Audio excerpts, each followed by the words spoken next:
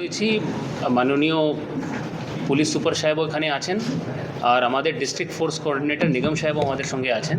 আমি জেলা শাসক হিসাবে আমাদের মাননীয় মুখ্য সচিব আমাদেরকে একটা নির্দেশ দিয়েছেন কি আজকে আমাদেরকে একটা জয়েন্ট প্রেস কনফারেন্স করতে হবে, যেখানে আমাদেরকে বীরভূমের মানুষকে জানাতে হবে কি এইবার ইলেকশন কমিশন কিন্তু কোনো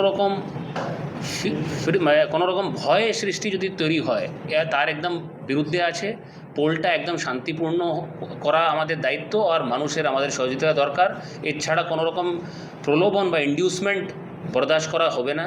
কোনো রকম ভয় সৃষ্টি করা, কোনো রকম ছাপ্পা, কোনো রকম সোর্স জ্যামিং, বুথ জ্যামিং, এটা একদমই বরদাস্ত করা যাবে না। সেটাতে পুলিশ আর সিভিল অ্যাডমিনিস্ট্রেশন এর সঙ্গে সিএপিএফ এরা একদম কর্মরত থাকবে। কোনো রকম এই অসুবিধার মধ্যে আমরা না পড়ি, এটাই আমাদের চেষ্টা থাকবে।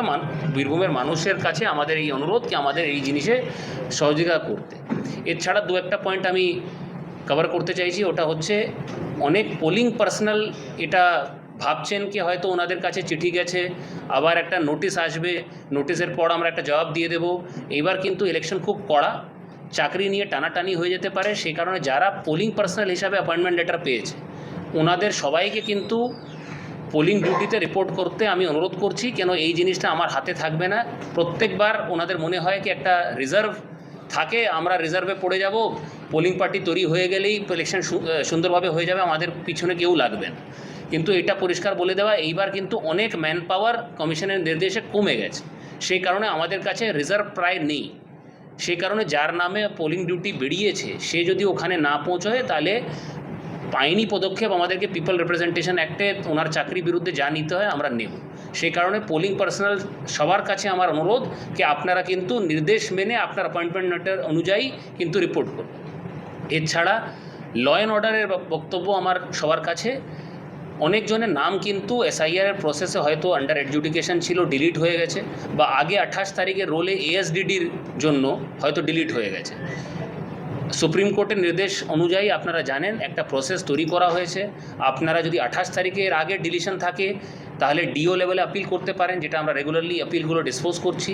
তাছাড়া আপনি যদি আন্ডার এডজুডিকেশন কেসে জুডিশিয়াল অফিসার যে এডজুডিকেশন করেছিলেন ওর মধ্যে ডিলিট থাকেন, তাহলে আপনারা অনলাইন বা অফলাইন অ্যাপ্লাই করতে পারেন ডিএম আর এসডিও অফিসে, যেখানে ট্রাইব্যুনালের কাজটা খুব তাড়াতাড়ি এগোচ্ছে আর আপনারা কিন্তু একটা রাস্তা পাচ্ছেন।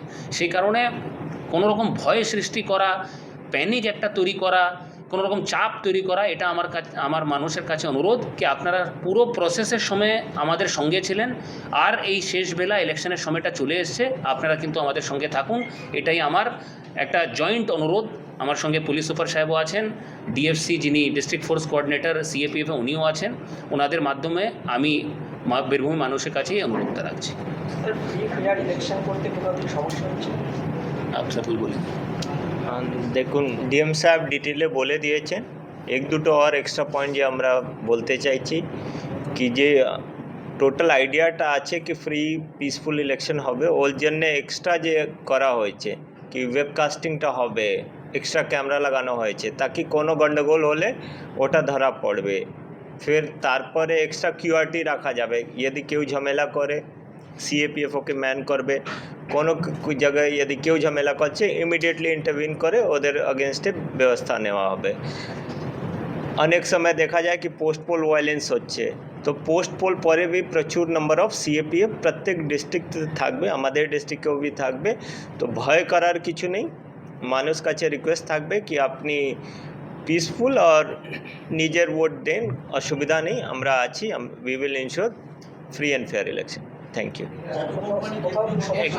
उन्हीं यदि एक लाइन बोलते हैं, एक लाइन बोलना चाहें। सीएपीएफ की तरफ से यही है कि फ्री फेयर पीसफुल इलेक्शन कराने के लिए सीएपीएफ की तैनाती हर बूथ पे रहेगी और हम लोग यहाँ पे ईसीआई की गाइडलाइन के हिसाब से वायलेंस फ्री इलेक्शन कराने के लिए कमिटेड हैं और पूरी तरह से प्रशासन के साथ में हम लोग यहाँ पे अच्छे से चुनाव कराएंगे। सभी से अनुरोध है कि निडर होकर चुनाव करें और हमारे साथ। এবার আপনাদের যা প্রশ্ন থাকে আপনারা জিজ্ঞেস করুন। অনেক সময় দেখা যায় নির্বাচনের সময় পুলিশ এজেন্টরা তারা বসতেই পায় না, তাদেরকে তুলে নিয়ে চলে যাওয়া হয়। দেখুন, একটু আগে যেটা বলা হলো যে বিশাল ফোর্সও এসছে, পুলিশও তৎপর আছে, আমাদের দিক থেকে পুরো চেষ্টা থাকবে কোনো রকম ইলেকশন কমিশনের গাইডলাইনে অবমাননা না হয়। কত কোম্পানি ফোর্স থাকে? কোনো সমস্যা রয়েছে এখন অবধি? এই মুহূর্তে আপনি বীরভূমেরই বাসিন্দা, যারা এখানে বসে আছেন আপনারা দেখছেন খুব শান্তিপূর্ণভাবে আমাদের নমিনেশনটা হয়ে গেছে। বড় বড় ভিআইপি ভিজিট এখানে হয়েছে, অনেক রকম পলিটিক্যাল র্যালি হয়েছে, কোনো রকম আইন শৃঙ্খলা ভঙ্গ বিশালভাবে কোনো অসুবিধা হয়েছে এটা কিন্তু আমরা দেখিনি। কিন্তু তার জন্য পুরোপুরি আমি ক্রেডিট দেব, শ্রেয় দেব আমাদের বীরভূমের মানুষের, যারা যতই কষ্ট থাকে ওরা কিন্তু অনেক সরঞ্জাম রেখেছে। আমি ওটাই অনুরোধ করব কি আপনি এই সরঞ্জামটা কিন্তু রাখবেন, প্রশাসন আপনার পাশে আছে। কত কোম্পানি ফোর্স থাকে স্যার? এই মুহূর্তে 51 কোম্পানি, 51 কোম্পানি ফোর্স আছে। কতটা আসবে যখন অব্দি ডিপ্লয়মেন্ট না আসে আমরা বলতে পারি। কোনো স্পর্শকাতর এলাকা চিহ্নিত করা হয়েছে এবং কোনগুলো আমাদের প্রত্যেকবারই ইলেকশন কমিশন গাইডলাইন অনুযায়ী আমাদের যেখানে যেখানে 21 বা 24-এ কোনো রকম গণ্ডগোল হয়েছে, প্রি পোল বা পোস্ট পোল, তাকে একটা ভালনারেবল এরিয়া, আপনাদেরকে আগেও আমি যখন প্রেস কনফারেন্স করেছি বলেছি ভালনারেবল ম্যাপিং করা হয়। ওখানে কারা ভয়ের মধ্যে আছে আর কারা ভয় তৈরি করছে তাদের একটা লিস্ট চিহ্নিত করা হয়। ওখানে ফোর্স মুভমেন্ট করে, ফোর্সের সঙ্গে শেয়ার করা হয়, পুলিশের এডিশনাল মুভমেন্ট থাকে, আমাদের অবজারভাররা ওখানে মুভমেন্ট করেন। ওখানকার বুথগুলোকে ক্রিটিক্যাল মার্ক করা হয়, যেখানে ওয়েবকাস্টিং, এডিশনাল ফোর্সের প্রেজেন্স, এই ডিপ্লয়মেন্টগুলোতে কনসিডার করা হয় যে মানুষের মধ্যে এই শ্রদ্ধাটা থাকে কি ইলেকশন ফ্রি আর ফেয়ার হয়।